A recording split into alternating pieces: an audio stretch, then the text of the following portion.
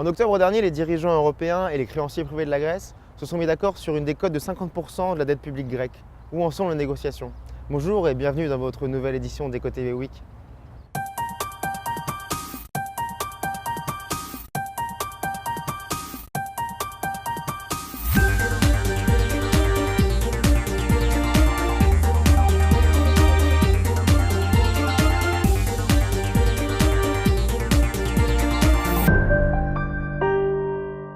En octobre dernier, les créanciers privés de la Grèce ont déclaré être prêts à accepter un échange de dette incluant une décote de 50%.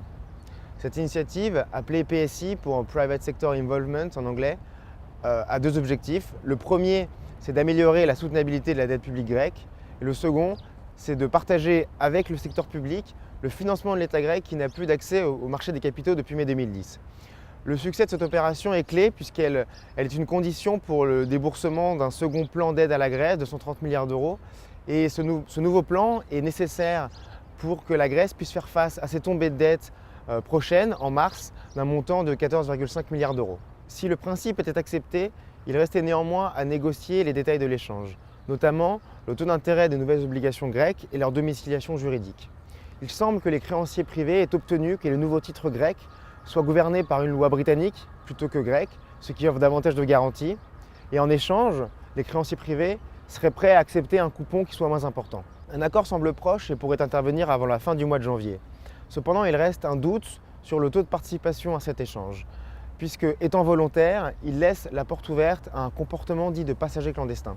En effet, certains créanciers privés de la Grèce pourraient ne pas participer à l'échange tout en souhaitant sa réalisation, afin de profiter des améliorations des conditions financières qui devraient suivre sans supporter de pertes. De plus, ce comportement de passager clandestin pose un problème d'aléa moral qui a toujours été au cœur des préoccupations dans la gestion de la crise de la dette en zone euro.